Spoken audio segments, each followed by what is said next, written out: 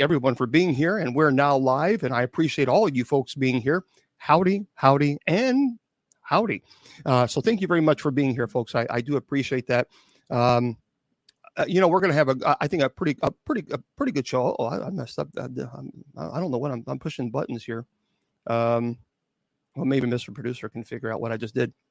Well, hello there, Robbie, and I appreciate you guys being here. Well, it's great to have a Mr. Producer behind the scenes. It really is. So I appreciate all you guys. Now, let me just, of course, let everybody know before we go and go right into the presentation. Ireland, well, that's fantastic. Hello, folks.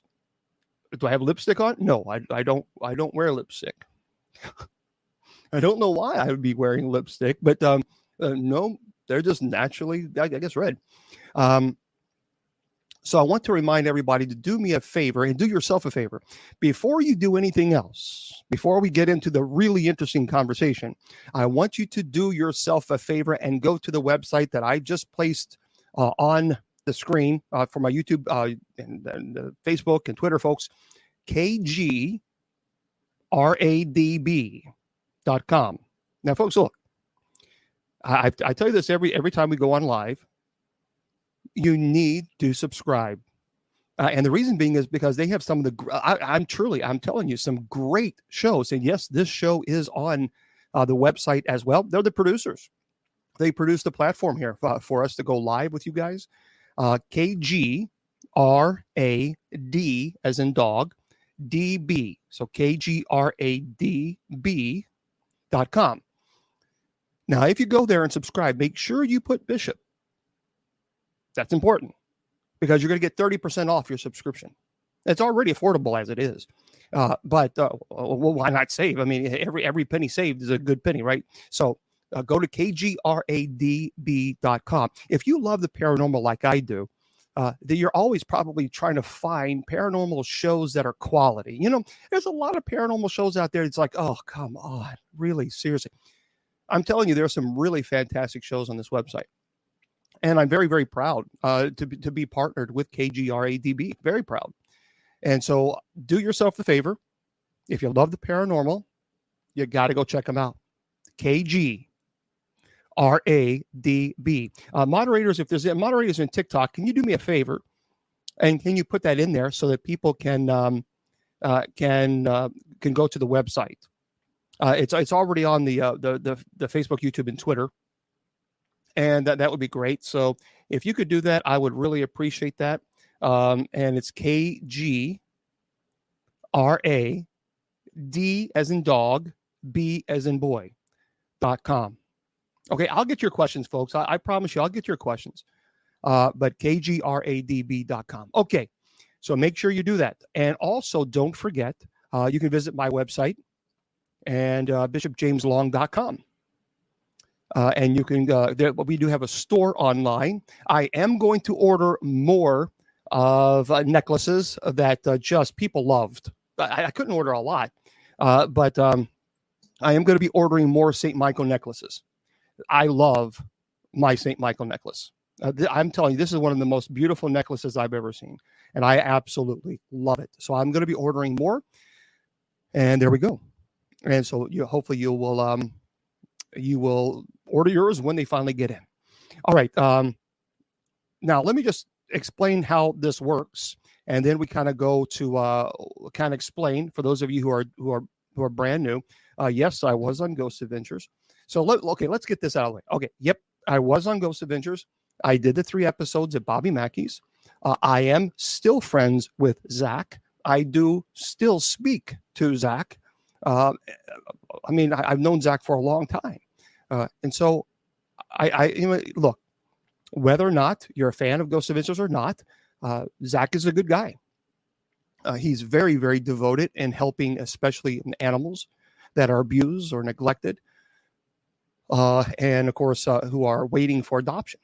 And so he's a quality guy. I like Zach. And so, again, if you, people always ask that question. So let's get that out of the way because people will ask and ask and ask and ask and ask. Yep. Now I will tell you that on the Ghost Adventures episodes, on the Bobby Mackey's episodes, it was I don't work for Mackey's.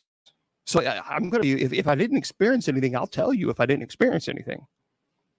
I did not feel demonically attacked at Bobby Mackey's. I did not. However, I can tell you that the guys absolutely did.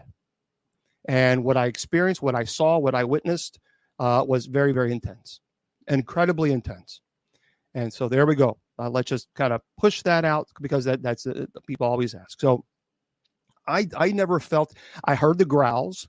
The sulfur smell. I was scratched on my arm when I held the my digital recorder. That was on the second episode. It made me mad because I dropped the recorder and unfortunately I destroyed it. It was one of my all-time favorite recorders. So, but thankfully I was able to go online and buy another one. But yes, that was the only, as far as attack, that I experienced. But everybody knows about, when Zach, did you hear that? And he went to the other room and the growls. Yeah. So there we go. Okay. So anyway, that's the whole thing. That you can go online and you can search it, Bobby Mackey's Ghost Adventures, and you can kind of do, check that out. I can't talk about the filming that I did earlier this year and last year in Los Angeles. I'm not allowed to talk about it because I'm under contract. The only thing I am allowed to say is, yes, I did filming, and you will know when, what it's all about once the executive producers, and the network gives us the opportunity to talk about it. I will. And I'll tell you everything that you need to know. I will give you everything, believe me. So once they give us the green light that we are allowed to talk about it, I will tell you everything. And it is going to be phenomenal. Absolutely phenomenal. But that's, unfortunately, I wish I could tell you more, but I'm not allowed to. So, okay. So there we go. And for those of you who have saying hello to me, I promise you, I am not ignoring you. I'm just getting a lot. The TikTok there's a lot of people on TikTok asking questions, and I'm also getting questions on YouTube. I'm getting questions on Facebook Messenger. I'm getting questions on Twitter, and I'm getting questions on both chat rooms. So, there's a lot of people asking questions at the moment. Also, if you're brand new here, you will notice that I will say hello to this screen, and I will also say hello to this screen. Remember, I'm running the show on two different platforms. Okay, StreamYard KGRADB is running on Facebook and YouTube and Twitter, and KGRADB. And then, of course, you guys on TikTok. So if you see me facing, you understand. Okay? All right. So again, do yourself a favor one more time. Go to KGRADB.com and subscribe today. Put Bishop. Make sure you put Bishop in the promo code. All right. So here's what I'm going to do. Normally I present a topic the first hour and I discuss it. I tell you, we have, I tell you what it is, whether it be an article that I read or a topic that I know a lot about. Obviously, demonology I've studied since I was 9. So I know a lot about demonology and possession, obviously, as an exorcist. But for the first hour, I talk about a particular topic. And the second hour, I answer all your questions, or at least I try to answer as many questions as I can regarding paranormal, demonology, angelology, possession. So I do the best that I can. Tonight, in the first hour, I'm going to talk about a topic that I am very interested in, and hopefully you are as well. And that topic is serial killers. In particular, about John Wayne Gacy. I was talking to my sister Shannon the other day, and I was like, "Well, what do you think I should talk about?" And she said, "Well, you might want to talk about the serial killers." And I have thought about how I would present this, because I didn't want to present the same old recycled information that's been out there. I really wanted to find something that's more intellectual, that could actually discuss some of perhaps the psychological aspects of John Wayne Gacy and what some psychologists based their theories on what he struggled with. I really wanted to get and find some. We all know this. Most of us know the story about John Wayne Gacy. So how can I add to it that that would give you some information that you might not have known? I will tell you this. When I was in the seminary and I went to a state prison with, of course, one of the clergy members that I was with for the summer. And we went to in Kentucky, and I visited someone that he said he was a serial killer, but he was in prison for killing someone, and he claimed he had killed multiple people. I will tell you, we sat across from this guy. Listen, I performed 30 exorcisms on individuals who are violently possessed, and I've seen the eyes go black. I've seen levitation of the body. I've seen scars appearing on their body. The documented exorcisms where professionals were actually there monitoring the vitals. I got to tell you, me sitting across from this individual who is in state prison, I've never experienced something like that. Never. Because when we were talking to him about his crime, and he was very open about his crime, and it was heinous. It was a crime that truly nightmares are made of. And as I was sitting across from him and we were talking to him, he was describing what he did. And there were no emotions. None. Literally no emotion. And there was again, this show is not for children. So let's make that very clear for anybody, those of you on TikTok or Facebook, YouTube, KGRDB. So please understand, this show really should not be for children. But he had decapitated someone. And what he did to the corpse is quite terrible. But he just described it like you would if you were making a peanut butter and jelly sandwich. I mean, it was and I was just sitting there imagining the scene in my mind, thinking, my God. And there were no words I could describe. I could not. There were no words that I could place on how I was feeling when he was just describing the actions. And it just got worse and worse and worse as he described it. But it was honestly, the tone was very monotone. For example, I got up and I went to the cupboards and I got out, some bread and got some peanut butter and put on the peanut butter. The only time that he actually got excited is when he was talking about what he did to the corpse. And that was the only animation that he had. That was the only animation. But what led up to it, it was nothing. It was like going to put gas in your car and telling someone about it. It was like, it's just another ordinary day, no big deal. And I'll never, ever, ever, never will I forget that. And just looking in the guy's eyes, thinking to myself, now this guy has to be possessed. There has to be possession here. But that was the moment that I realized that, in fact, no, he was not suffering from possession. He was truly a psychopath. He was a true psychopath. And to be 3 feet from this person who described some of the most god-awful things and then found enjoyment in some of the things that he did to the corpse, I can't know. For those of you who are pushing the likes on TikTok, thank you very much. For those of you who are tapping that screen, I appreciate that very, very, very much. So thank you, thank you, thank you. And also for those of you who are offering gifts on TikTok to the ministry, thank you as well. Currently, I want to say this very quickly. I do have 5 families who need help and need help right now. Some of them actually are on TikTok. And I've got to get to these families' homes. I have to get to them. It's very expensive. I do not get paid. Most of you, all of you know, I don't get paid for clergy. I never charge for the ministry ever. Never have. For 20 years, I've never charged one penny. So I have to rent a car and get a hotel room, and it's expensive. It's not cheap. And so, well, thank you very much, and I appreciate that. So for those of you who would like to make a donation to the ministry so that I can get to these families, that would be very, very greatly appreciated. Right now, I can't get to them yet.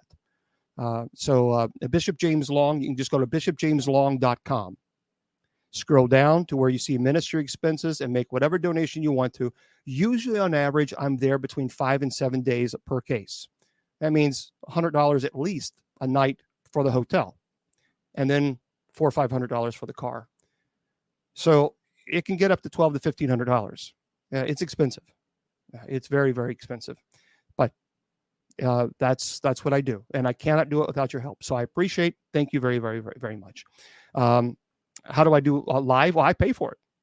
I pay for the ministry. I pay for my own expense. I pay for everything.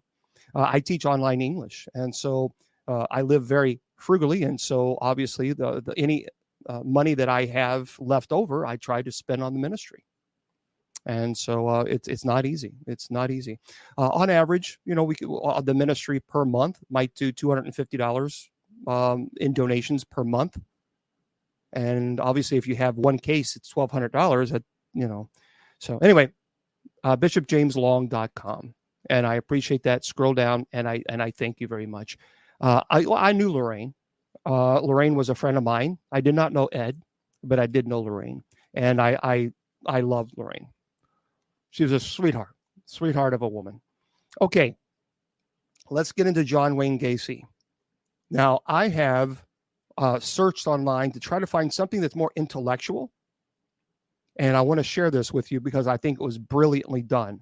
John Wayne Gacy is the topic. By the way, I was trying to find, and I have it in the other room, I was trying to locate, I have 2 paintings that John Wayne Gacy did. That was some family. I knew I had it, but I must have. But they sent it to me. They said they didn't want it in their home. They want it gone.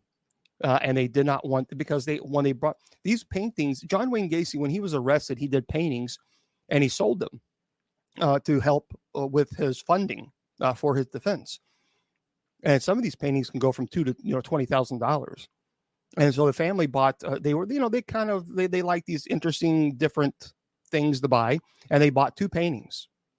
And they swear that when they brought the paintings home, that they were seeing black shadow. A black shadow kept walking. They would see it walking down the hallway. They would see it in their living room. They were all seeing it, and the kids were saying that they were seeing this black shadow, and they never had a problem ever. They never had a problem until they brought these paintings into their home, and so they said, "Nope, we're done with it. We want them gone," and so they sent them to me. I now have them, and so I'm going to be.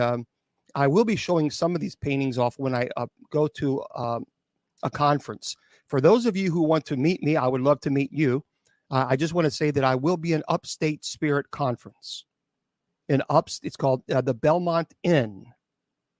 The Belmont Inn in Abbeville, South Carolina.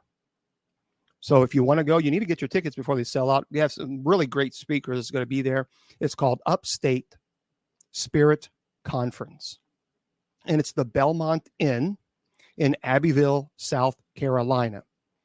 I will be there. I will have several items with me that are haunted items that have unbelievable. I want to tell you the story so bad, but I can't. When I'm allowed to tell you, you'll know. And I will have the John Wayne Gacy paintings with me.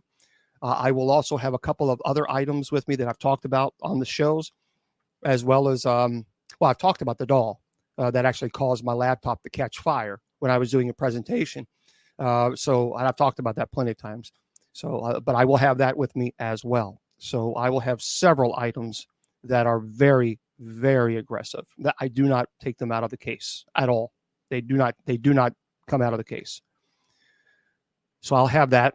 And that's going to be at the Upstate Paranormal Conference. Again, sorry about that. It's going to be in October 7th through the 9th this year. October 7th through the 9th. And I will be speaking on Saturday at 3 p.m. Eastern. So I'll be giving a presentation. I'll be talking about the items that I have, and also be talking about the what I was filming. And well, actually, it might be out actually by then. I don't know. So, okay.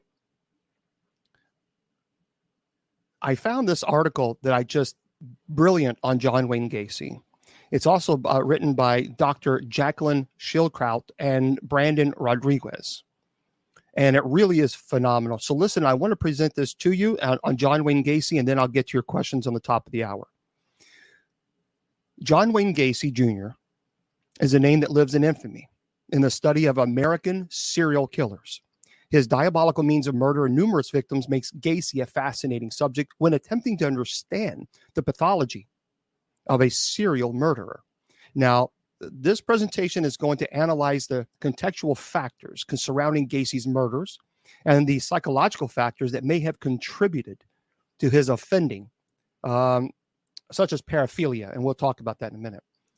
Now, there are certain theoretical principles of homicide will be used to analyze John Wayne Gacy's murder motivations, including Hershey's social control theory, frustration aggression hypothesis, as well as psychosexual aggression.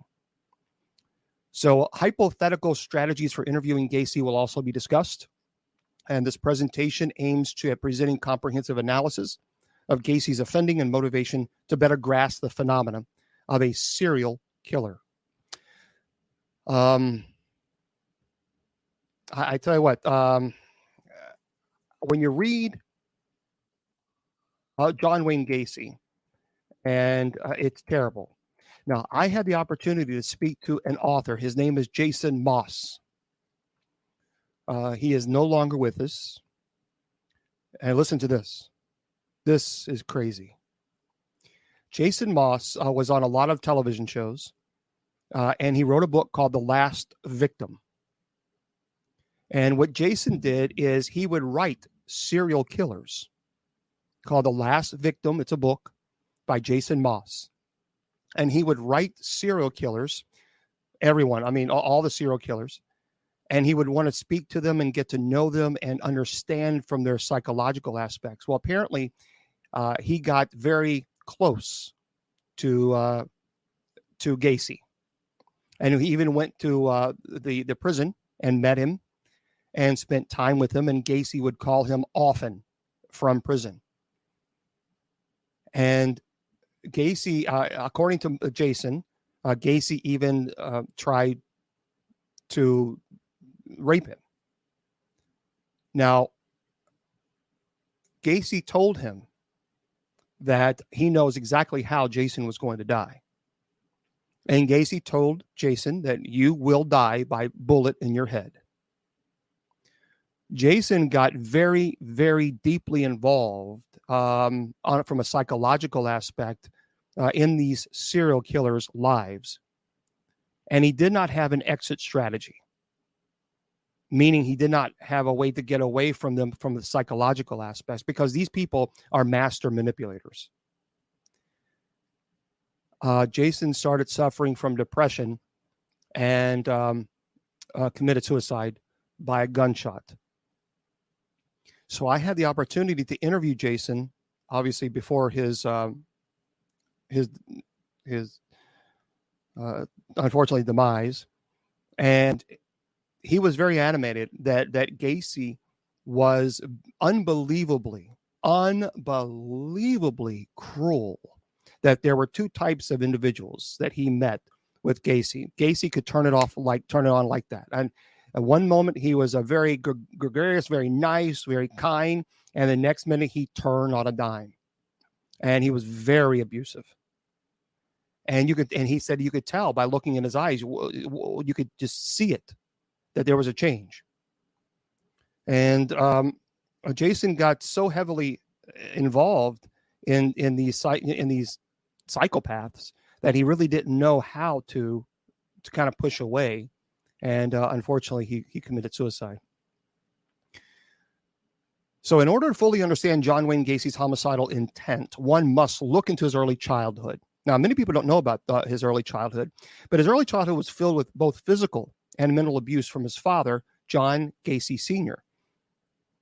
Now, Gacy's father was a severe alcoholic and was disappointed in his son for his lack of masculinity. At a young age, Gacy preferred gardening and cooking, which was in that times kind of synonymous with a feminine roles rather than fishing, sports, and other typically male activities. And due to this, Gacy would often be berated and abused by his father. And Gacy was struggling with his sexual identity from a young age.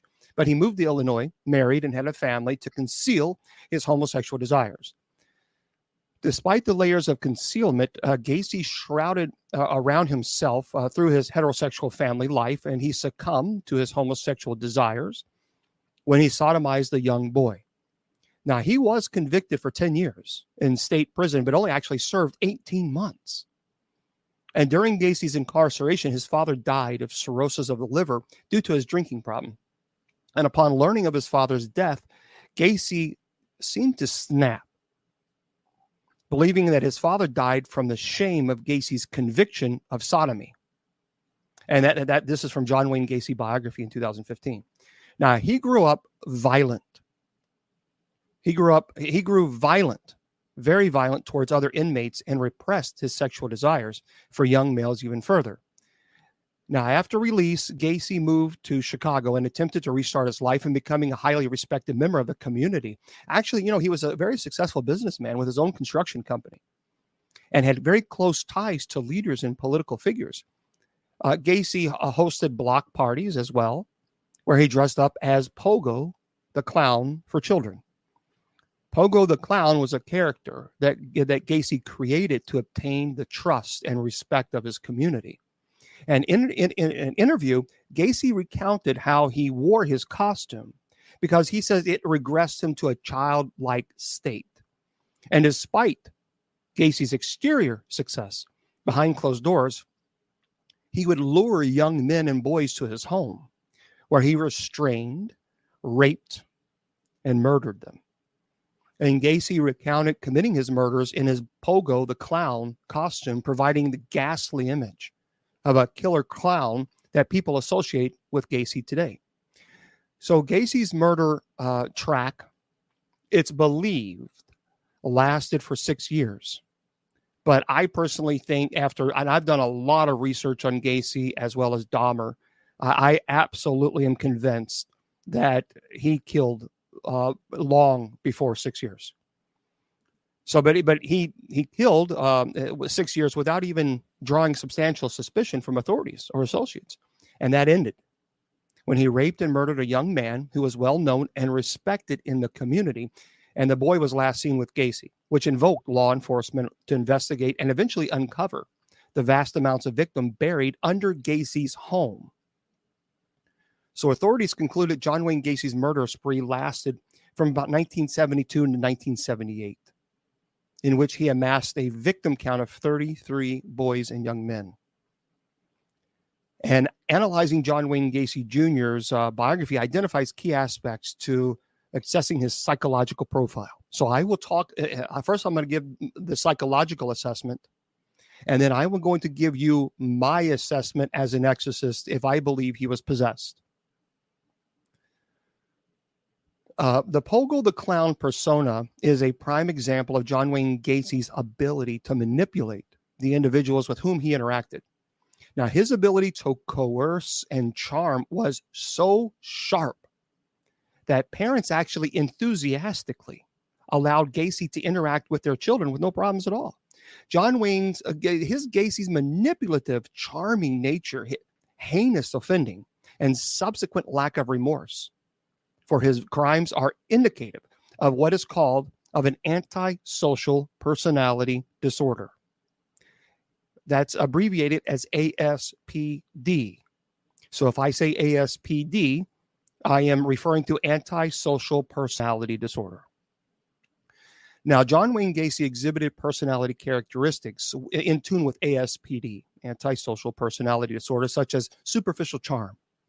And this was indicated through his through his ability to gain his victims' trust and use it to his advantage to bind, rape, and then kill them. Now, keep in mind, Gacy also had emotional instability. another characteristic of ASPD. Within his marriages that led to the degradation of the relationship. Now, his feelings of grandiosity, and lack of remorse, could be detailed in the video recorded interviews with Gacy while he was in custody. He discussed the murders with no emotional sentiment, rather in a laundry list type fashion, lending to the distance he felt towards his actions. So he had such an inflated ego, fit his desire to hold positions of authority. And by the way, an associate of Gacy said it was a means by which he gained control of others. And these sensibilities for manipulation and a blatant disregard for human life are indicative of an antisocial personality disorder. So the onset of the disorder is also categorized with child abuse and parent-related alcohol abuse. And that's from the American Psychiatric Association. Now, John Wayne Gacy's pathology, coupled with his potential ASPD, could be explained by three theories of offender motivation. First, frustration aggression. Second, social control theory. And third, psychosexual aggression theory. So let's talk about frustration aggression and self-control theory. What does that mean? Testimonials from John Wayne Gacy's family and friends provided in-depth analysis of his early childhood. Video recorded interviews were not essentially psychologically based, but provided some insight into his cognitive functioning. So from his early childhood, Gacy was abused by his father for his inability to conform to a typical boy activity. And this time period was probably the beginning of John Wayne Gacy's discovering his difference with other boys and perhaps his attraction to them. And this created an unpleasant state of mind where he was unable to meet his sexual desires. So essentially, this was a frustrating circumstance that can be explained in part by the frustration aggression hypothesis. Let me explain this a little bit. The frustration aggression hypothesis states that when a desired goal is interfered with by some perceived or real circumstance, an individual will develop hostile thoughts and or actions from being barred from obtaining that goal. So in other words, obviously he wanted relations with young boys at that time when he was young and he couldn't. So that added to the frustrations. The frustration rose from his unattainability of accepting his sexual desires and his identity. It created the first tier of Gacy's aggressive complex. Now, his father's violent disapproval caused him to suppress his emotions further, resulting in subsequent repression for his aggression. So the frustration aggression hypothesis further explains the reason why Gacy did not act out on his aggression, which are the controlling factors in his life. So remember his familial bonds and fear of his father that may have limited his aggressive reactions early in his childhood. The hypothesis further postulates that aggressive outbursts are more likely to occur when the individual feels that they can get away with the action. And that perhaps explains why Gacy's murders occurred primarily when his wife divorced him. This is the same thing that happened, by the way, to one of the worst, horrible serial killers that we know is Jeffrey Dahmer. Because once he moved out of his grandmother's house, that theory that he was no longer in control, being controlled, and they can get away with the action. And when he moved out, he just went crazy with it. So Gacy had no longer had a substantial restrictive factor in this life that prohibited from engaging in aggressive intent. So the self-control theory corroborates this point, positioning that an individual's pathway to offending is measured in the salience of societal bonds at the time of the offending decision. So in other words, although serial killers can exhibit abilities to self-regulate through their calculative tactics and cooling off periods, it's not a profound indication of impulse control. Now, the self-control theory explains the lack of impulse control as an absence or degradation of perimeters that negates the will to kill in the occurrence of murder. So in other words, to exemplify, Gacy's ties were stronger in the moment to his family than to his desire to murder.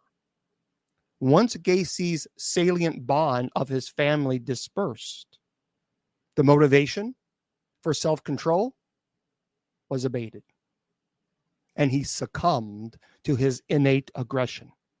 So his living with his family and having the children and his wife, actually, it suppressed that desire of aggression. And once that left and that restriction was no longer there, then self-control was no longer possible. So a separate perspective that correlates with the frustration-aggression hypothesis and self-control theory is the psychosexual perspective of aggression. Again, one thing that I wanted to talk, and I talked about this in the very beginning, I wanted to present to you something that's more intellectual, something that makes you think regarding John Wayne Gacy. And we all have probably, you maybe have watched documentaries or on television. We all know the story, but I want to really go into the intellectual perspective and to kind of figure out what's going on from a psychological level. Okay. Now, fundamentally, now this is the psychosexual aggression perspective from psychiatrists. Fundamentally, John Wayne Gacy's murders are considerably corresponding with what current research holds about serial murder. That is, they are in part sexually motivated. This sexual motivation is clearly present in Gacy's murder. Remember, he restrained, he tormented, and he raped his victims. And his acts were primarily sexually motivated, as the principal action was the sexual thrill he received from the fear that he caused and the control that he held over his victims. This is one of the reasons why psychologists will say that he would often lure young men to his house, and he would do a magic trick. And he would cuff his hands in handcuffs, and he would turn around, and then he would, ta-da. And they're like, wow, how'd you do that? How'd you do that? He said, well, turn around, I'll show you. And then they turned around, and he handcuffed them. And they say, and they would struggle, they couldn't get out. And they said, okay, let me out, let me out. How did you do it? And he would tell them, you have to have the keys, stupid. And that's when he began the torture. That idea that now he was in control, that they couldn't get out. They were now restrained, and he had full control. Now, many sexually motivated serial killers began, as Gacy did, as sex offenders. There was an author named Knight also provided that he's a psychologist. The sexual nature of the crime, which may or may not be explicit, is perverse and sadistic and reflects an aggression that is particularly destructive and pathological and rooted in violent fantasies that are acted out on the victims. So this definition absolutely fits the topology of Gacy's homicide methods, no question, as seen in the torture of his victims. So many people don't know, but I talked to Jason about this, Jason Moss, who wrote the book, and he validated this as well. What Gacy would do is he often stuffed the victim's underwear and other clothes in their mouths. And again, I want to make this again one more time. This is not for children. So this show should not, under any circumstances, children should be watching this. So what he would do, and this again from Jason Moss, who wrote the book, The Last Victim of Gacy, who I had on the show. Gacy would stuff his victims' underwear and clothes in their mouths, and then he sodomized them with various sex toys, and he eventually suffocated them through the use of a tourniquet. So that this highlights the pervasiveness, the sadism, destructive aggression, and violent fantasies that he played out on his victims. The acts became a means of release to the killer, where the compulsion is so intense that it demands resolution. They cannot ignore it anymore. And this may present itself as a defense to the offender's responsibility in his actions. However, the psychologist Knight's research indicate murder is a yield to the offender's desires rather than a diminished capacity of control.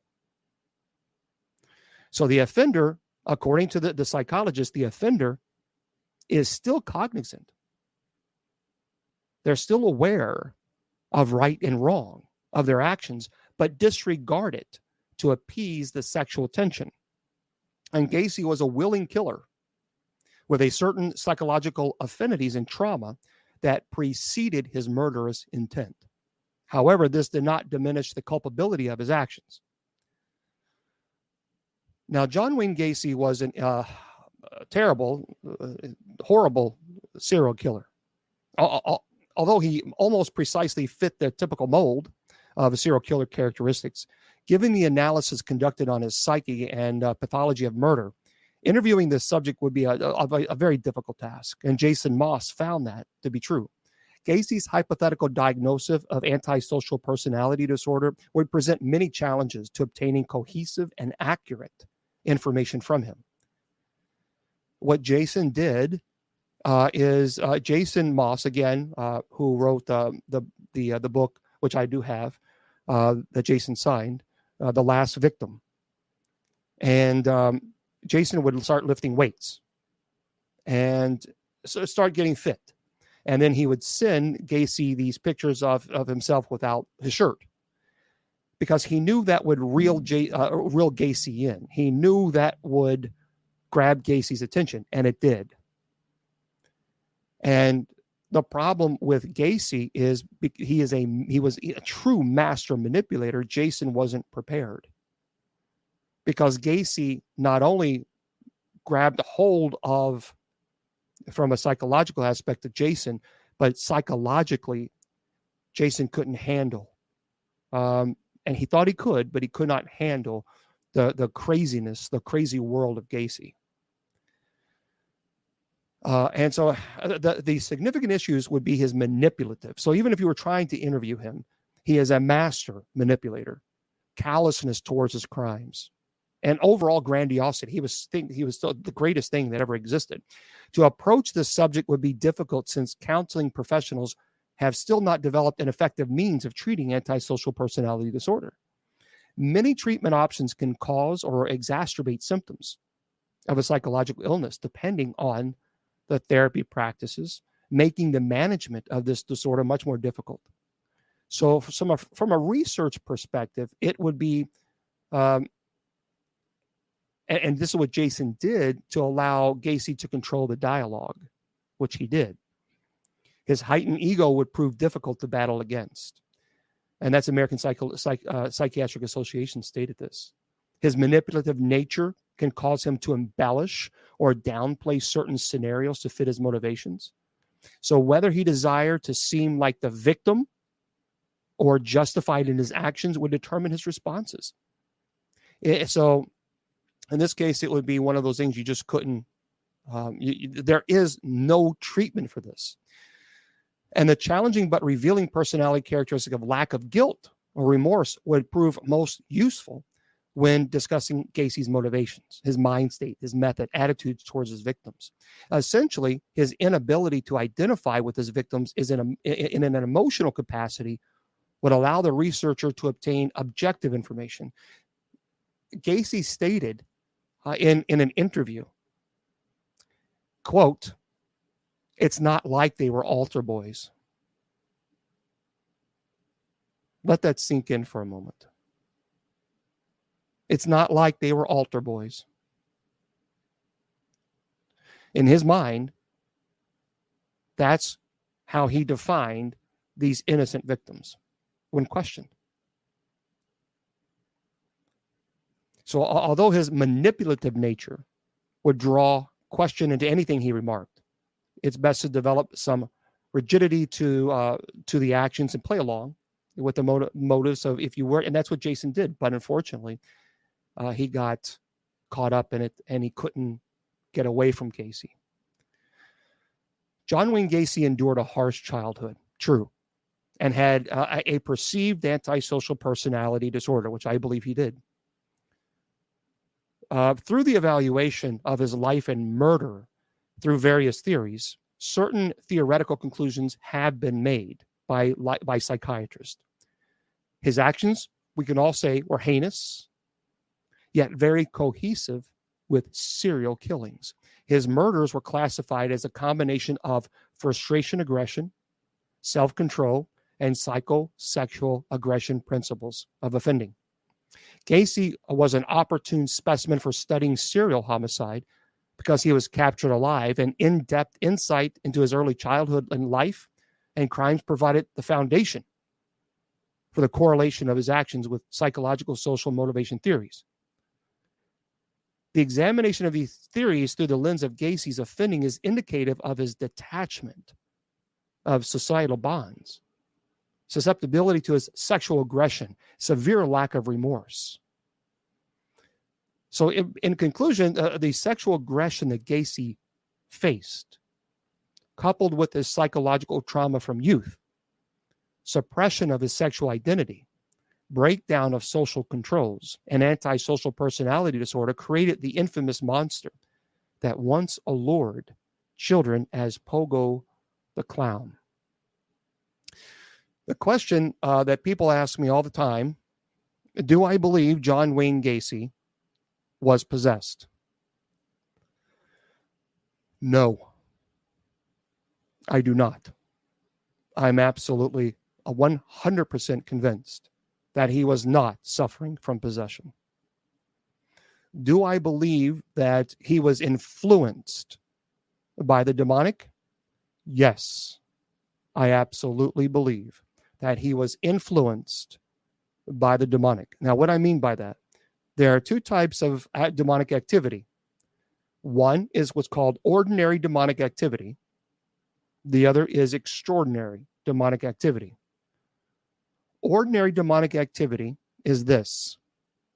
If you have a weakness for lust, in John Wayne Gacy's, the psychosexual frustration that he experienced and the antisocial personality disorder, the trauma that he endured, and the suppression of his sick desires, the demonic will amplify that times 100.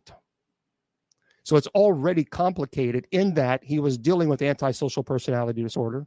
He was also dealing with psychosexual disorder. He had a lot of repression and anger and frustration, certainly from his childhood. Now, the demonic will amplify that and cause the frustration to be 10 times worse. And ultimately, when his family and when his wife divorced him, and he was no longer had to suppress his desire to attack and control, manipulate, and sexually assault, that is when really, truly it exploded. It just went crazy for him. I do believe that there is clear indication, in my opinion, that he was most certainly demonically oppressed. So I had mentioned that there are two types of demonic activity, which is ordinary demonic activity and extraordinary. Ordinary demonic activity, so let's say you suffer from lust or gambling or any of the 7 deadly sins, the demonic will amplify that and cause the suppression that you try to suppress it. It will just explode it to the point where you can no longer, without help, without some type of counseling, many times people fall into the trap of indulging in that weakness. So I do believe that he fell under ordinary demonic activity, which is the demonic influenced this evil, sadistic behavior. That's different than extraordinary demonic activity. Now, extraordinary demonic activity is categorized into 4 different stages: infestation, demonic oppression, demonic obsession, possession. I do not believe he was possessed. First, demonic infestation. So you go out and you paranormal investigate, you're beating your chest. I dare somebody to do something. I dare you you push me or whatever. Now you have an attachment. You go into your home and the infestation occurs. Religious objects are desecrated, bangings of 3, animals are terrified, smell of sulfur, You see black shadows. I mean, it's clear there's an infestation issue. Then you have what's called demonic oppression. And that is when the demonic will begin to attack you on a physical level. It's trying to break the will down of the person. It begins to bite you and pinch you and scratch you. It affects your sleep. It is a severe attack on the person's will. Next, you have what is called demonic obsession. And demonic obsession is when the demonic interacts with you on an intellectual level. So it's trying to make you go crazy. You are hearing the demonic speak to you. It mimics schizophrenia. At this stage, the demonic is trying to break down the intellect and will of the body, of the person, to the point where the person can no longer fight. They are beyond sleep deprived. They are truly autoimmune compromised. They are at a very weakened state. Then you have possession. Gacy was not possessed. And here is how I know. He actually went to his attorney and told his attorney everything that he did, everything. Told where they could find the bodies, what he did to each victim, how he picked them up, the torture that he did. He told his attorney everything. When you are possessed, truly possessed, you are not cognitive. You are not aware. It's very much almost like going into a sleep state, because the demonic has now control of the intellect, it has control of the body, and people say, well, that's not true. Well, I'm telling you it is, because the church has 2,000 years of study on this particular topic. And this is where my source is coming from. Not only that, but the 30 possessions that I have, the exorcism that I have performed, no one, not one, remembers the stage of possession. Not one. They remember what led up to possession. They remember the oppression and demonic obsession, but they do not remember what occurred during the stage of possession. And in a 2,000-year church history, in the thousands and thousands upon thousands of cases that they have done and documented, not one person remembers what they did. So I'm giving you information. So people say, well, yes, they can. Well, then you know what? Okay, Mr. Brilliant person, whatever. I'm just giving you information that is substantiated by fact of 2,000-year church history. And of course, through my experience, not one. Not one. So Gacy ultimately confessed. And it was very specific. It wasn't just oh yeah, I did this. He even told them, look, you can go here, you can go there. This is where you're going to find the bodies. He would kill the people, his victims, and he would bury them in his crawl space. And he ran out of room, and the smell was getting quite terrible in his home. And Gacy, remember, Gacy had such a huge ego, grandiosity. He thought he could outsmart everybody, including the detectives who were actually tailing him. And Gacy knew that they were tailing him. As a matter of fact, there have been cases that Jason even told me about this, that there were times when they were in a restaurant, and the detectives were a couple tables over. And Gacy was there, and he told the detective, come on over here. Just come on, let's have dinner together. This is the manipulation that Gacy thought he had. He was trying to manipulate these guys. And the thing, he was a good guy. He would never do nothing harmful. And he was convinced that he could absolutely control these guys. Well, even the detective said it was very easy to like Gacy, because he could put this charm on that was truly, if you didn't take a step back and didn't realize that this guy was sick, you could see how easy it could be to fall into this, because he was a very likable person. The detective said this. And how he was caught is the detectives were outside of his house. It was winter, and one of the detectives needed to use the restroom. And at that time, they had developed a rapport with Gacy. because there were times that Gacy would pull out of his driveway and speed off really fast to try to lose the detectives. And there were other times that he would just, hey, how you doing? I'm going to go to the store. Come on, let's go. So one of the detectives had to use the restroom, and he knocked on Gacy's door. And he said, I'm sorry to bother you. I got to use the restroom. Gacy said, oh, sure, come on in. No problem. Again, in Gacy's twisted world, he was going to be the best buddies. And so the detectives went to the restroom. And at that time, the heater came on. And it was a type of heat that obviously it resonated through the whole entire house. And that is when the detective smelt decay, flesh decay. Now, I was a chaplain for a very large city, a police chaplain. And regrettably, there were many times I was called out to scenes where someone had committed suicide. And the body, we had to go there, for the body. It is a smell that you will never forget. Never, ever, ever, ever. And not only will you never forget, but you can absolutely, that smell. And the detective obviously had been in a situation where he was around quite a few corpses, and he knew immediately at that smell something was wrong. And that's when they got a search warrant, and they were able to discover the grave site under his house in the crawl space.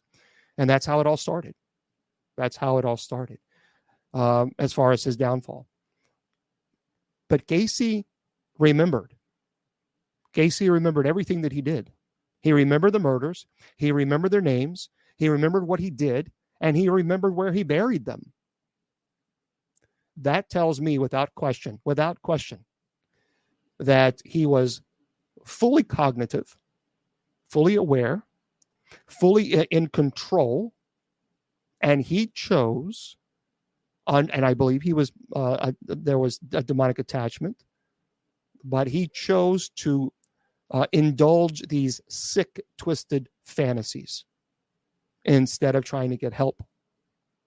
And unfortunately, that's what he did. It's interesting because there's one on YouTube. There's one reporter that actually interviewed Gacy, and he was talking about his last victim, and John Wayne Gacy. And what the story is that it was terrible, but it was Robert Piest, and there were 33 victims of Gacy, and Rob was apparently a very, very likable person. Many people liked him, and very respected in the community. And he went to a pharmacy because he was applying for a job. And Gacy was there because he was a contractor. And he had found out that Gacy was hiring. And he told his mom, hey, look, I'm going to go talk to this guy here. And because Gacy paid the guys more money. And so he went with Gacy, and then he was never found afterwards. Now, it was interesting. The interviewer who interviewed Gacy asked him about Rob Piest, and Gacy said, "No, he was not one of the ones that I killed." Now, Gacy at that time was denying everything. He was denying he never killed anybody. He never did anything, and the interviewer caught it. And he said, now, wait a minute. What do you, that implies that you must have killed others because you just admitted that he is not one of the ones that you killed. And Gacy said, oh, no, strike that.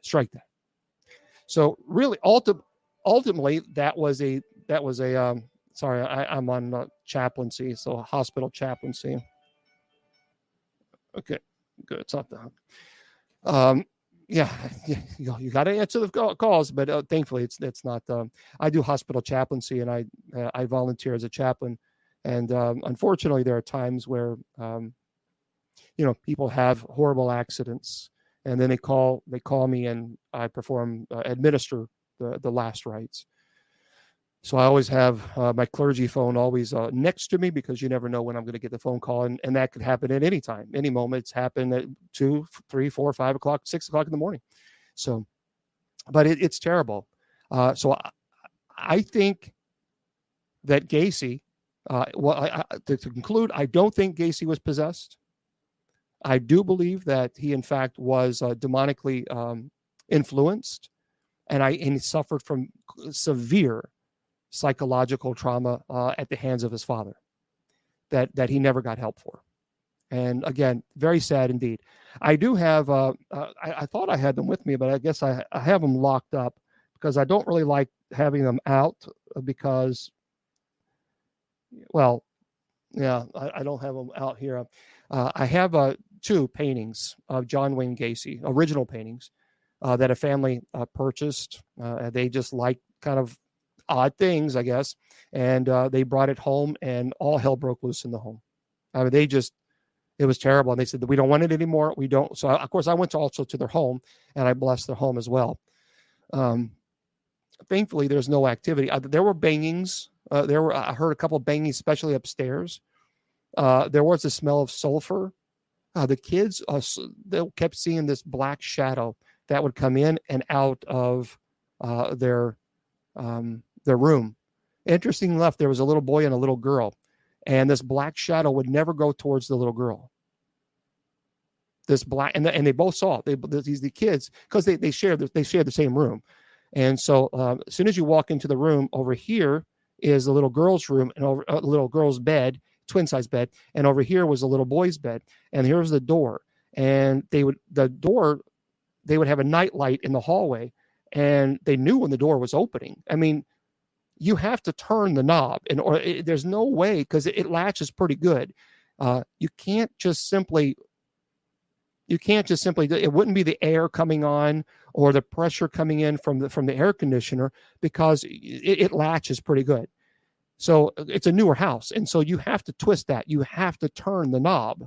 There's no other way. I tried everything. I even put a big fan in the hallway and I turned it on full blast to see if I could open that door, and I couldn't. I mean, we're talking about one of the big industrial fans that I actually own. I actually sleep with, believe it or not, because I sleep with a big fan. And I put it in the hallway and I turned that sucker on, and it would not open that door. So the kids were there, and they had a little night light in the hallway, and they could hear the doorknob creak, and it would just open up a little bit, and they would see this black shadow walking right in to the room, and the black shadow never went to the little girl. It always went right to the little boy, and they would always scream. And they saw it. I mean, they saw it, and the parents saw this as well. And this all started after once they brought those 2 paintings home. Once they brought it that's when it all began. And so yeah, I do have a bracelet. Oh, a bracelet. This actually it only costs $3. I love. Someone's asking about my little bracelet. I love Christmas. I love Christmas. So I saw this at the Christmas store. That's the Jerusalem cross. And I saw this at the Christmas store, and it reminds me of Christmas. And I love it. And so, yeah, it's just one of those little band that stretches. No, it's not anything. Well, the ring is a bishop ring. Yeah. So it's Episcopal ring. So, yeah, you're right. And Sonia said a good point. And it's true. Sonia said, I can see how in a court of law, if he had demonic influences, how that would not be considered acceptable. But in God's court, would his behavior be considered his own, or would he suffer for the blame for that? That's a great question. So let me ask that. Let me post that again. This is from Sonia on Facebook, and she says, I can see how in a court of law, if he had demonic influences, how that would not be considered acceptable. But in God's court, would his behavior be considered his own, or would he suffer blame for it? Okay, great question. 100%. 100%. He is responsible for his own actions. I understand that he may have suffered trauma as a child. Okay. And I understand that he might have psychosexual disorder and antisocial personality disorder. I understand those things. But he was fully aware and he was fully cognitive of what he was doing, when, where, and how. And he chose to indulge in these sick fantasies and twisted desires that he had, even though they were influenced, I believe, by the demonic, he still freely chose to indulge in that sick fantasy. So yes, he is absolutely culpable because he freely chose the evil. Freely chose it. Now, not to confuse you too much, but in ethics, there is a term called what's called erroneous conscience. Okay. So here's what this means. Erroneous conscience is the inability to decipher right from wrong. It is the cognitive inability. It's not even, you're not capable. You're not able to decipher. So what is right? So in other words, something that you see as evil in your mind, it's completely justifiable. 100%. 100%. That's what's called erroneous conscience. And that's a bit different. That is a serious psychological disorder because you're incapable. You're incapable of determining an evil act and seeing it as an evil act. John Wayne Gacy was not that type of person because actually when he went to his attorney and then he told him what he did, he told his attorney, he started out, "I've done terrible things." Those were his first words that when he finally told his attorney testified to this. His attorney, what happened is John Wayne Gacy kept saying, "Oh, no, I didn't do it. And the evidence was so overwhelming that his attorney said, "That's it." I mean, they were meeting and said, "John, you need to tell me the truth." He was hitting his fist on the desk. "I want to know the truth. I need to know the truth. I need to know." And then the next thing John Wayne Gacy said, "I've done some terrible things. Do you have anything to drink?" So that tells me that he knew that what he was doing was wrong. So therefore, he did not fall under the definition of having the erroneous conscience argument. Okay, so I think that is my perspective on John Wayne Gacy. Okay, so for those of you who are hitting that the tab button, I appreciate you guys doing that. You can see I got a little bit of a sunburn here. People always say, "Oh, are you wearing makeup?" If I was wearing makeup, you wouldn't see the sunburn. No. But I walk. I walk a lot. I walk a whole lot. And I walk usually about 5 miles a day. And I was out for about an hour and a half outside. 95-degree weather today in Kentucky. Woohoo! And I was able to get my 10,000 steps in, and I walked. It was a tough one. So I got a little burnt here, but that's okay. So, yeah, I do have. I wish I would have brought them out, but I must have put them back in. Oh, thank you, Rod. Thank you, Debbie. But I must have put them back in their container. I do have quite a few. I have a storage facility of items that people have sent me after they have purchased them, and they brought the items home, and all hell broke loose.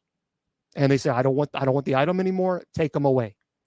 And so I have a storage facility of items that are very, very, and I will tell you, yes, I have quite a few Ouija boards, some valuable Ouija boards, but I got to tell you, yes, they brought them home, and very violent activity, very, very violent activity. So for those of you, again, on TikTok, for those of you keep hitting that like, I know a lot of you are doing that, and I appreciate all of you guys doing that very, very much. We're at almost 82,000 likes right now on this TikTok live. I think that's beautiful. I really do. So thank you. It lets people know, hey, look, there's a show going on. Come on over. And it also helps getting verified on TikTok, which I'm desperately trying to do, but I don't know.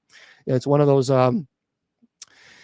Maria's asking me, have I ever been affected by the items? One time, yes. And I've talked about this. I've said this before. So this is not something that I'm saying for the first time.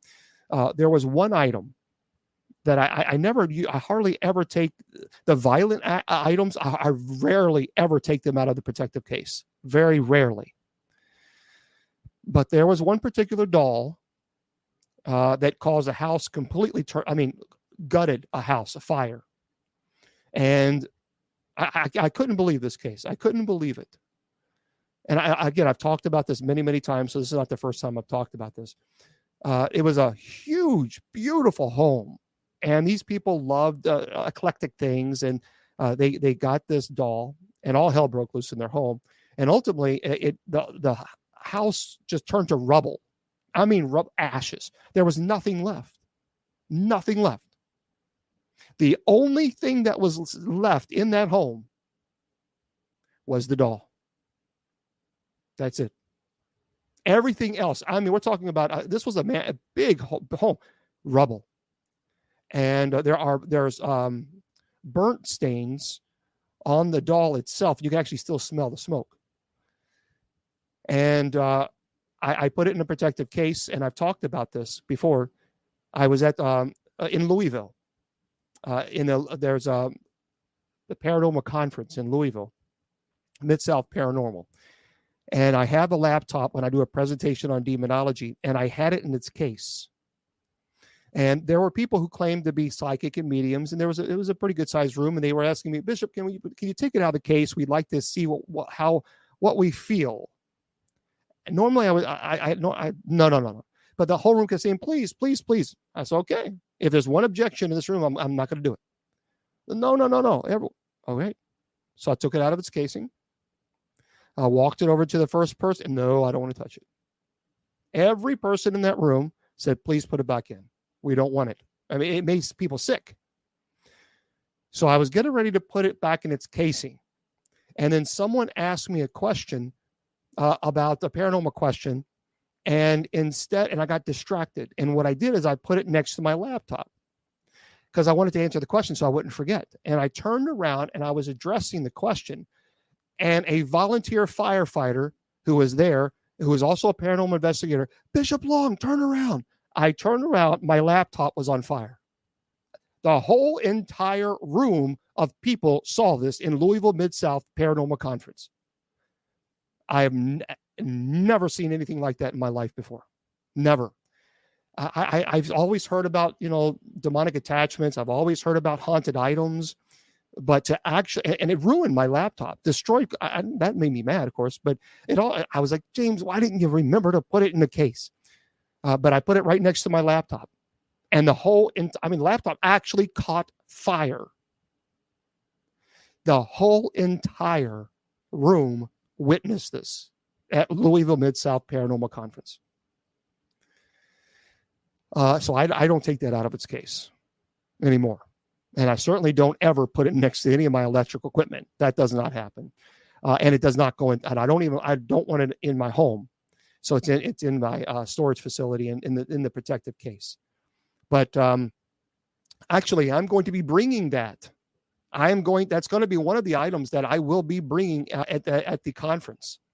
So if you want to see this doll, I will not take it out of its case. It will not, under no circumstances. There will also be other items there that very, very violent activity has occurred in the homes.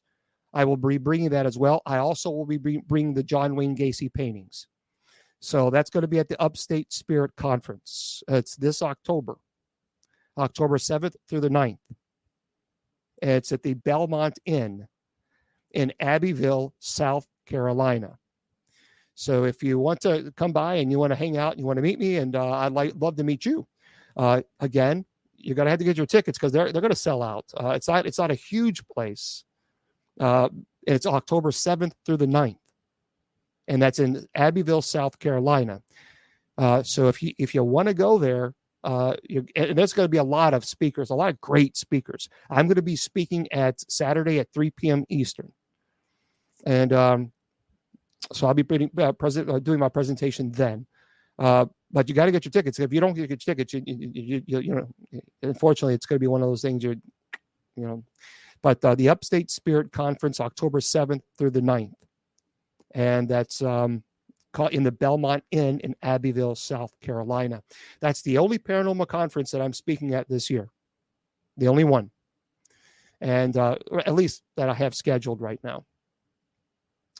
So it's a clear heavy case, and I have sealed that with the proper sealing, and the item has been blessed. But I took it out of its case, and normally I never do that. Normally, and I never will again. Never will again.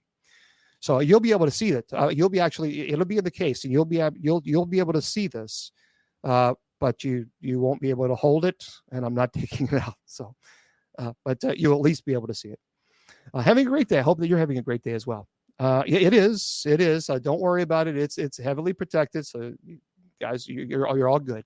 So that's what you do. Oh wow, 100,000 likes on TikTok. Well, look at that. You guys are awesome. Thank you, and thank you very much also for the gifts. For those of you who have offered gifts on TikTok, I appreciate that very, very much. It goes to the ministry, and as I've told you earlier, I don't get paid for this as being clergy. And this is how I help families. And right now, I have 5 families who need me to get to their home now. As a matter of fact, when I am finished, there's a case right now in upstate, I believe in New York, that it's terrorizing the family. And there are some investigators that are going to be investigating this home. I've seen a couple of videos.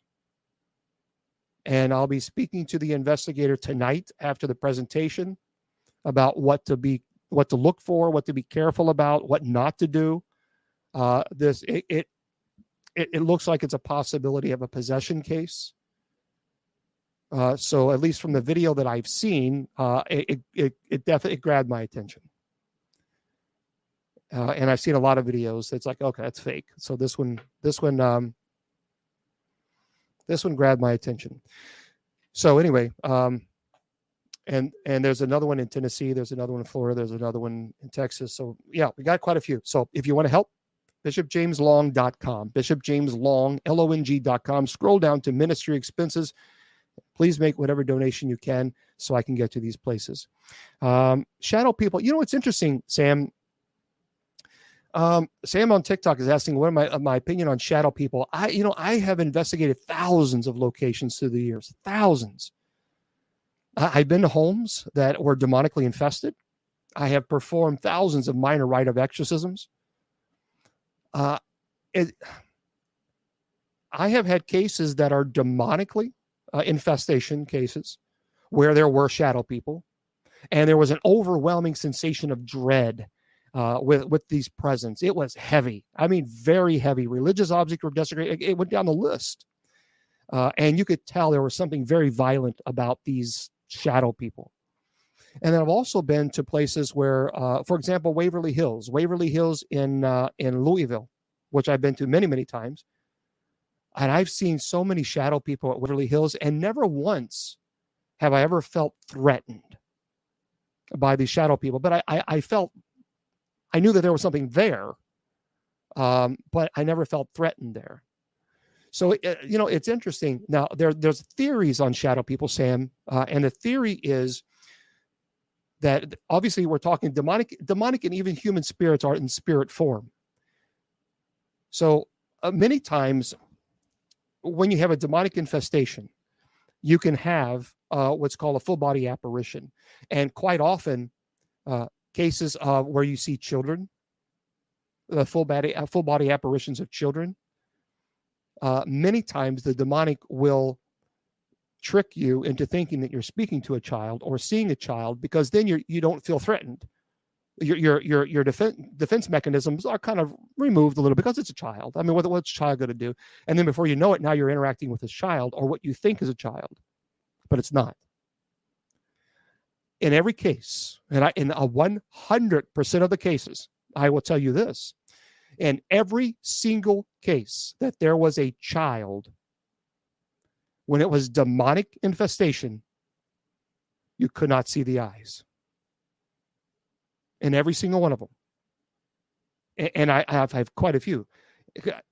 You know, there's a big difference between people who call themselves demonologists and even exorcists, and they just talk about their cases, but they've never had any. You know, they're not actively investigating, or I'm very skeptical of those folks, because if you're not investigating, if you're not working cases, then you're just kind of regurgitating information that you read. That doesn't make you a demonologist. It doesn't make you an exorcist. A demonologist and exorcist are people who actually are working cases. And the thousands of cases that I've worked in 20 years, my gosh, some have been very, very intense, very intense. So, Sam, I would say to you and to anybody else asking about shadow people, I have found that shadow people have appeared in demonic cases, and I have found that they have appeared where it was not violent at all. I have had experiences or in the Gates of Hell Cemetery where there were shadow people, hundreds of shadow people that we saw darting in and out behind trees. There were 3 other people with me. Bishop David Price was one of them. And we would see hundreds of shadow people darting in and out behind trees, but it looked like they were closing us in. That they were actually, it started behind us. We would see it. It was pitch black outside, full moon, but you could see that there was hundreds of trees outside of the cemetery. Trees are surrounding the cemetery. And we would see hundreds of shadow people darting in and out behind the trees. And they kept, so we were back here, and there's one way in, the path, one way in, one out. And we could slowly see them going this way and closer and closer. They were cutting us off.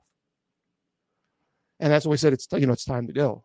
And we absolutely felt an overwhelming sensation of dread, oppression.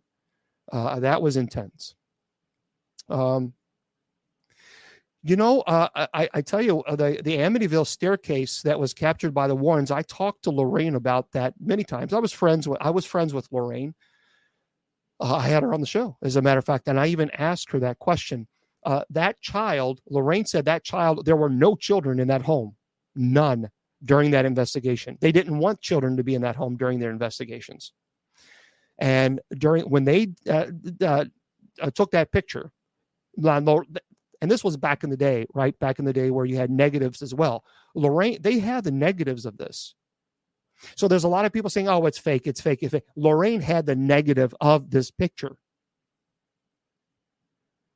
So I think it's very interesting. I believe that was a legitimate picture based on the fact that she had the negative, and also that there were no children at all in that home. The family even testified to that. Even the children have testified to that nobody was home when Lorraine and Ed did their investigations. So for those of you who don't know what we're talking about, someone was asking about the picture in the staircase of let me see if I can pull it up here real quick.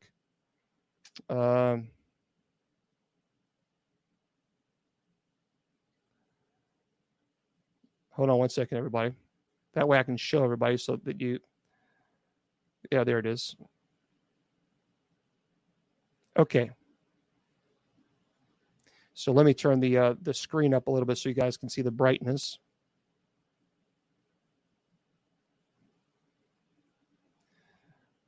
Okay, so this is the picture.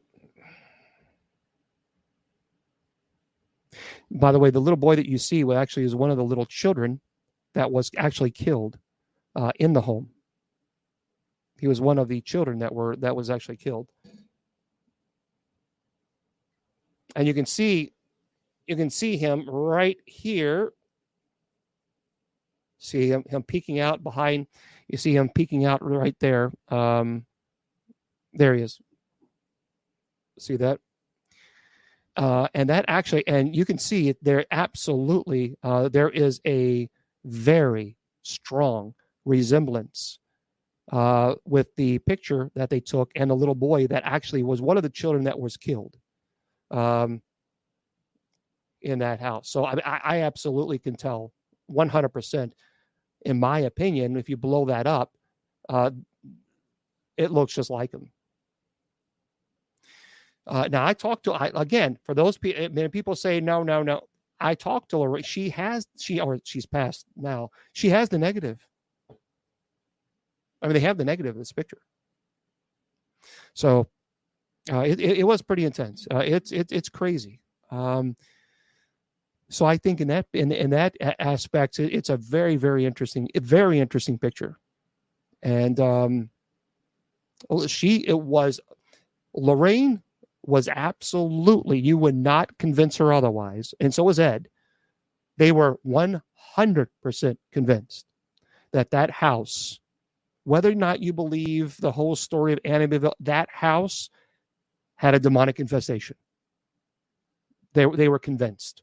Absolutely 100% they were convinced. That is, let's see. Yeah. Well, I see, that's the thing. And I asked Lorraine that. Well, what do you think that in the child picture, do you think that was a demonic? And she said yes. She believed that a demon was portraying itself as this child to try to trick them into being enticed to communicate with it. And so, in her opinion, she definitely believed that it was demonic. It was trying to portray itself as an innocent little child victim. And oftentimes that will happen, folks. That will happen, and that's unfortunate. But it lets your defense mechanisms down, and then before you know it, now you're communicating to with a demonic, and you don't even know it. Wow, 127,000 likes on TikTok. That is amazing. That's kind of crazy, isn't it? 127,000 just on this live. Just on this live tonight, 127, almost 128,000 likes. That is crazy. That is what we're really for. Yeah, the mobsters, that would be very interesting to investigate as well. It truly would be. 128,000, that's great. Okay, here Brett is asking about, Brett Thompson is asking on TikTok, is asking about what makes a Ouija board legitimate. Folks, listen to me carefully, okay? People have an opinion all day long about Ouija boards. Okay, we all have an opinion. I can only tell you what I have experienced as an exorcist, as clergy who actually investigates cases. So I'm actually in people's homes investigating the occurrences that they are reporting to me. So you're getting information from someone who is actually boots on the ground, who's actually there.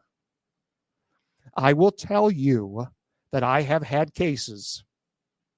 I have absolutely had cases where it all started with a Ouija board. And when I tell you all hell broke loose in the home, I mean it. Here's the reason why I don't like Ouija boards. The sole purpose of a Ouija board, they're not magic.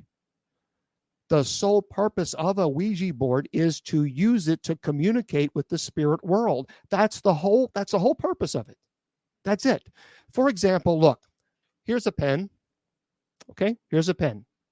The purpose of this pen is to write whatever you want to write, a note or write things down. That's the intent. That's the purpose of it. Therefore, it's not a bad thing. But you can use this pen in ways that were not that the creators did not intend. So I could put it on the table. Is there anyone here? Can you please make a noise, or can you move the pen? Now I am using this pen to communicate with the spirit world. Even though the creators of this pen never intended you to use this pen to communicate with the spirit world. They created it for you to write notes or whatever you need to write down. The Ouija board's sole purpose is to speak and communicate with the spirit world. Here's the problem, Brett, and anyone else. You don't know who you're speaking with. You have no clue who you're speaking to. And that's dangerous, especially when it comes to the spirit world, because it's basically opening up a portal. Many people talk about a portal. You're using the Ouija board as a portal to communicate with the spirit world. You open up that invitation. Anybody who wants to come. Now, people will say, no, we do it differently. When we use the Ouija board, we say only good spirits can receive this invitation. The demonic doesn't give a damn about your only good spirits can only receive this good. They don't care. They don't care. It doesn't work that way. Once you give the invitation for the spirit world to communicate with you, then you are inviting anything and everything to communicate with. That's the way it works. So if you use your Ouija board to communicate with the spirit world, you cannot filter out what comes through. I don't care what anyone says. I do not care. I have had people say, oh, yes, I can. And then I tell them, prove it. Now, I've been in the paranormal community for 35 years. I've been in paranormal conferences all over the United States, and I've met people from all over the world who are in the paranormal community. And I am telling you now, not one person has proven to me yet that they can filter out the good from the evil, because they can't. Objectively prove to me that you can filter out the good from the evil. No, they can't. No, they cannot. And anybody who tells you otherwise is not telling you the truth. I have had cases where they have used the Ouija board and they have said, only white light, only the good spirits may come through. No evil spirits must come through. And all hell then breaks loose in their hand, and all hell breaks loose in their house. So this idea that you can control good, no, there's no control. There's no filter. You cannot filter it. No, and you're right, it creates a portal. And I tell people, don't use the Ouija board. Do not burn a Ouija board after you use it. You need, if you send it to me, I will. If you have any haunted object, if you have bought an object or cursed object, activity is occurring in your home, and you don't know what to do with it, send it to me. I will take care of it. Not only will I take care of it, but if you have activity in your home, then you need to speak to me, and I'll try to figure a way to get to your home to bless your home. I've been doing this for 20 years, and I haven't charged, never charged. So, but the best way to reach me, folks, I've said this a million times, and people still send me hate email, whatever. The best way to reach me is through Facebook, because I have 12,000 messages on TikTok. I am sorry, TikTok. I can't go through 12,000 messages. I'm sorry, but I can't. I volunteer as a chaplain at the hospital. I am volunteering 50 to 60 hours a week. I can't do it. So because the best way to reach me is Facebook. Facebook.com/Bishop James Long. Bishop James Long, all one word. It's the only one with me in a cartoon. It has my profile of a cartoon. That's it. Okay. So please, that's the best way to reach me. So if you have activity in your home, and if you have activity in your home, let's say that you are having issues in your home and you're terrified. Well, if your kids are terrified, and you know there's something going on in your home, then contact me on Facebook, and I will try to. Don't send me an email. I have 11,000 emails. Don't send it on TikTok. Facebook. I get a notice immediately on my phone. I can open it up immediately. I can check it. I can respond, and I can move on. Okay, that's why it's easier on Facebook. No matter how many times I say it, people still send me hate emails saying you're a fake bishop, you're a fake clergy, and all this other stuff because I didn't get your emails. Well, how many more times can I say this? Facebook.com/Bishop James Long. There, that's it. Okay. Well, one thing that Spanky is asking, well, how do you close it? Well, first of all, you need to bless the board, and that is why you need to send it to me, and I will absolutely close that. And then you need your home blessed.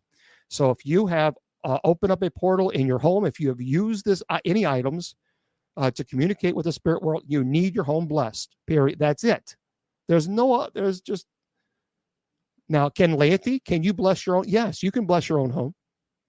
And here's what, let me tell you, listen very carefully, everybody, okay? Because people ask me this a million times. So again, listen. There is a beautiful prayer, and the prayer is called the Epiphany of the Doors. Write it down. Epiphany, EPIPHANY, Epiphany of the Doors. Google it.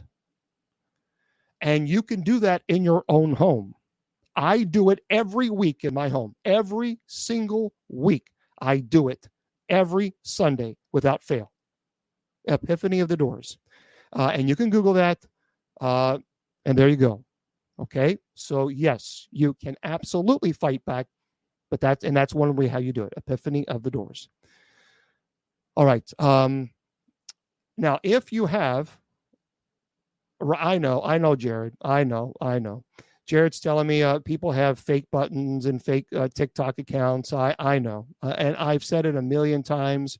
I've even put it on. I've even penned videos I've even made on TikTok. I've penned them to my profile, telling people I have only now 2 accounts. That's it, and it gets so tiring. It's like I only have 2 accounts on TikTok. Bishop James Long, all one word. That's it. And then Bishop James Long .official. That's my backup. That's it. That's all. Okay. Bishop James. Any other account is fraud, and you need to report them. But I've penned videos to my account. I've talked about this a million times. There's nothing else I can do. So Bishop James Long and Bishop James Long .official. Okay, that's it.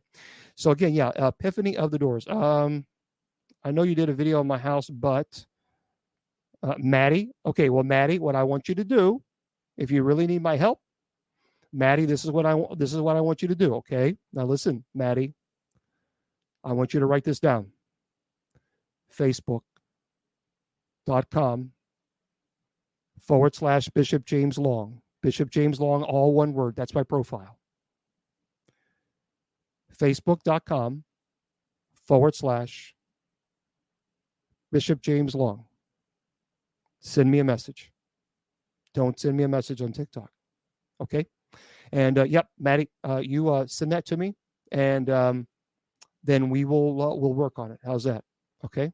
But again, maybe make sure it's the profile with the cartoon look, profile. You know how those cartoon, that's the only one. All right? That's the only one that has a cartoon style. All right. What would I say? Best proof to an atheist that ghosts exist? That's a good question. Yoda Box is asking on TikTok, what's the best proof? Gosh, my goodness, there is so much proof out there, guys. There is so much. I have captured EVPs.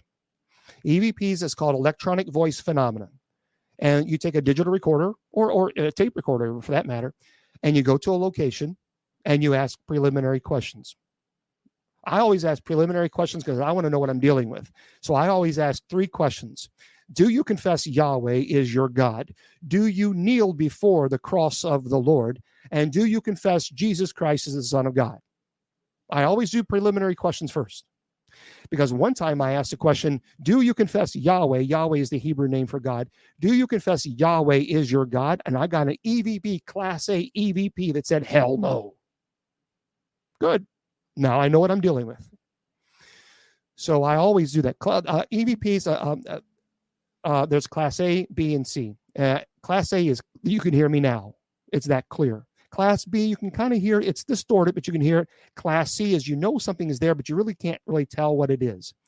So those are the classes. Now, I have been in rooms before, in homes, where I know I was the only one there.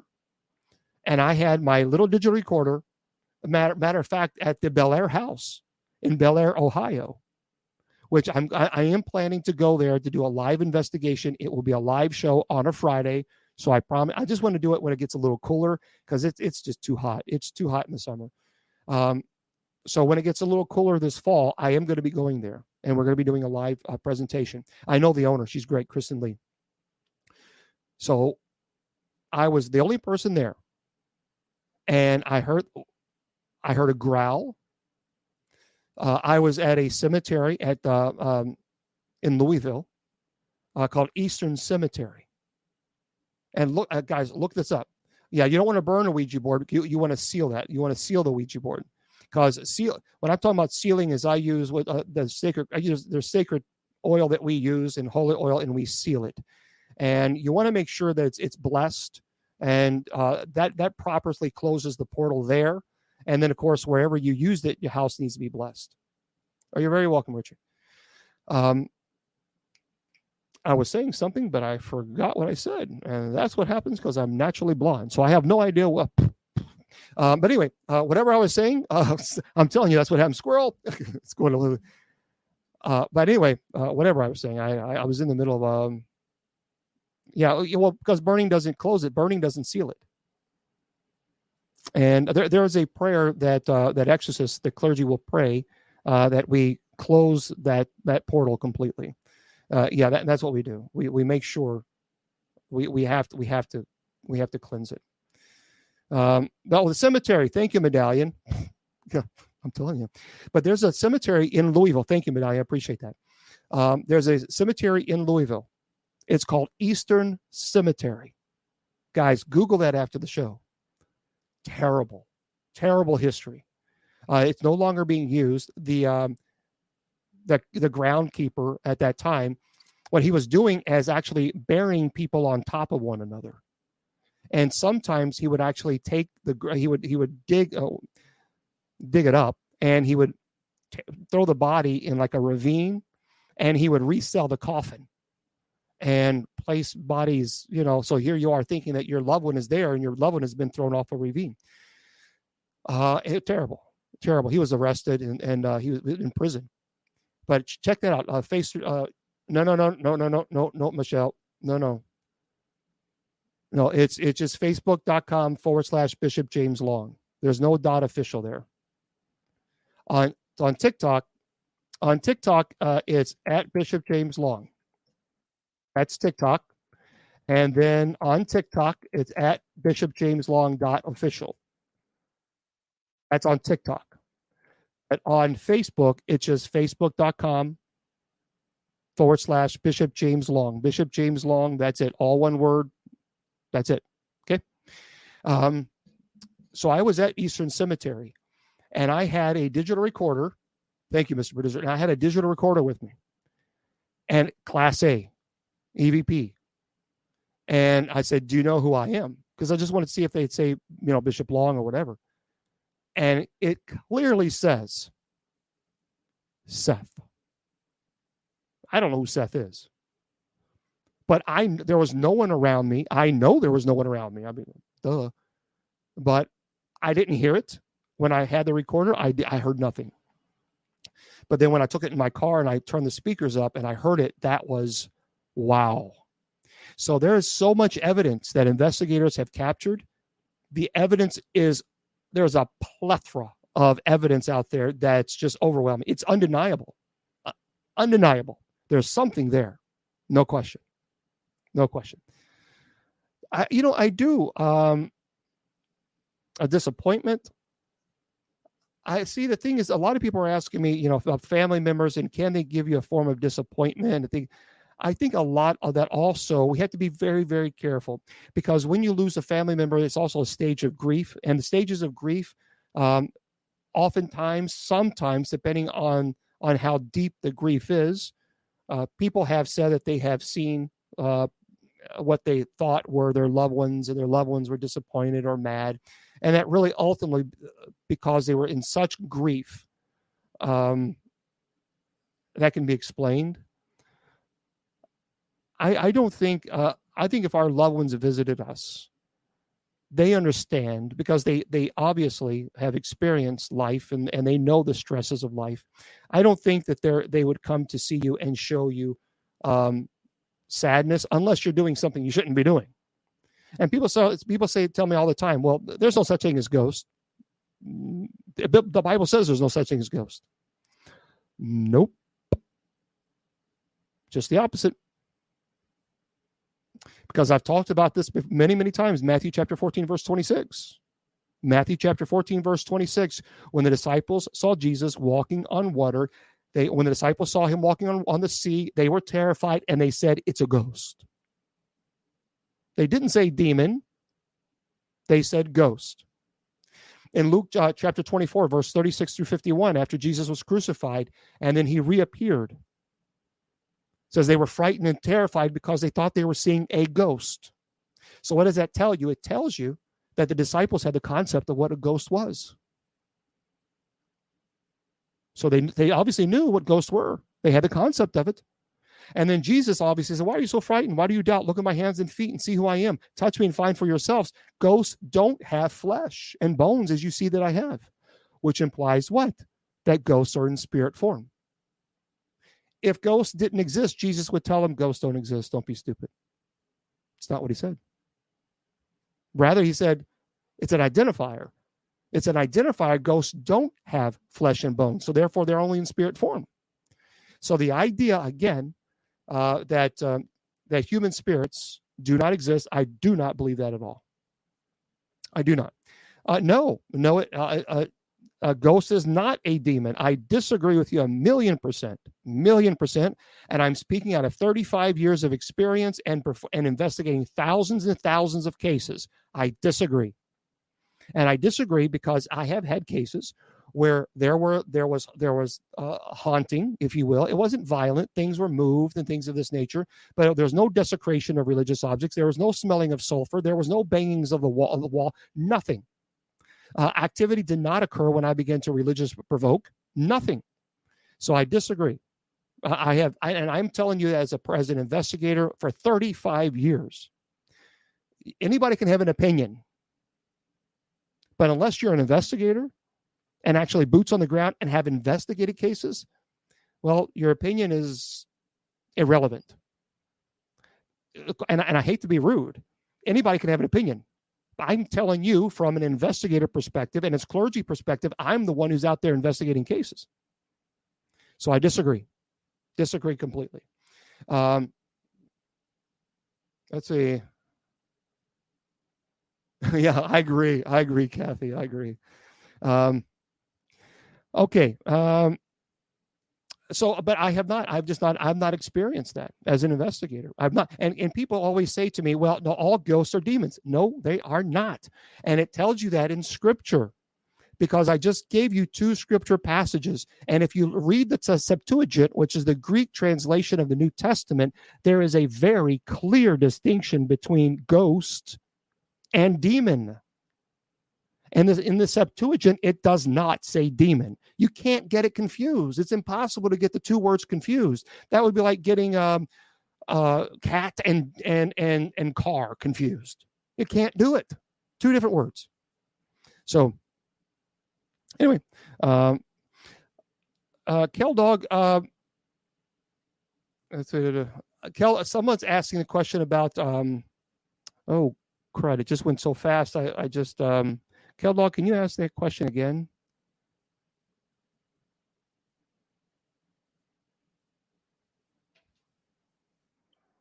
Yeah, I don't know the question. I'm sorry. Just how do you spell the book so I can look it up? What book are you talking about?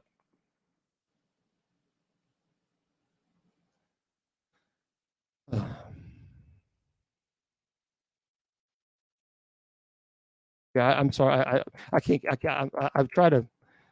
Keldog ask a good question. Yeah. Sorry. Anyway. Okay. Thank you very much, Mr. West. Radio. What is the verse in the Bible as is appointed for man once to die, then the judgment? That's Hebrews chapter 9, verse 27. Yeah. Hebrews chapter 9, verse 27. Okay. Well, that's a great question, Karina. How do psychic mediums know they are not talking to a demon? Okay, and I'll answer that question. Someone's asking what's the best prayer for protection, especially investigation. St. Michael prayer. St. Michael the Archangel, defend us in battle, be our protection against the malice and snares of the devil. May God rebuke him. We humbly pray, and do thou, O Prince of the heavenly host, by the power of God, thrust into hell Satan and all of those spirits who wander the earth seeking the ruin of souls. put that to memory. So I would certainly say the St. Michael prayer, Psalm 23, Psalm 91. Psalm 91 is the exorcist prayer, and it's a beautiful prayer, beautiful prayer. So I would say Psalm 91 as well. And the question is about psychic mediums and how do they know that they're not speaking to a demon? I am not a psychic medium. And if I am, I have cut that ability off. I know some brilliant psychic mediums. And I would say to you, to be fair to them, is a question I think better asked to them, because I don't think it would be fair for me to answer the question, because as I mentioned, there are some people say everybody has psychic abilities or mediumship. I must have turned that off a long time ago because of the ministry that I do. And I do appreciate the question. I really do. And it's not that I'm trying to ignore it, but I want to be respectful to people who say that they are psychic mediums. I'm not here to judge anybody. So I would say that really is a question to ask somebody who has experienced psychic medium, and I just don't want to overspeak or because I'm just not versed in that field. Okay. Okay. Well, Cedric, you're going to go bye-bye. Block. Okay. Very welcome. Very welcome. Okay. Epiphany of the Doors. Epiphany. Yeah, Seth is a biblical name. Okay. Well, yeah. Jared is asking very quickly. Are there smart ghosts or not smart ghosts? What you're referring to is called residual, Jared. Residual energy and intellectual, or with intellect and intent. Residual energy, there's no intellect. There's no intelligent. It's not an intelligent haunting. It doesn't interact with the living. It's just a residual energy that's playing over and over and over and over again. Interactive or intelligent haunting is where if you would ask questions, it would respond. So that's a good question. All right, so we are going to wrap things up, everybody. For those of you who are on Spreaker, I'm going to say goodnight to you guys and have a good one. Sorry about that. I just at the time just like kind of went away. For those of you on Facebook, YouTube, and Twitter, TikTok, I'll be with you guys in a minute. For those of you on Facebook, YouTube, and all of you guys, remember I tell you all the time that your value does not decrease based on someone's inability or refusal to see your worth. Remember, you are priceless, and never let anyone tell you or convince you otherwise. God bless. The Sacred Division has been brought to you by Bishop Long's online paranormal course. Learn demonology, angelology, paranormal studies, and genealogy. It's 100% online, and you learn at your own pace. Please go to www.bishopjameslong.com and click on the paranormal course link.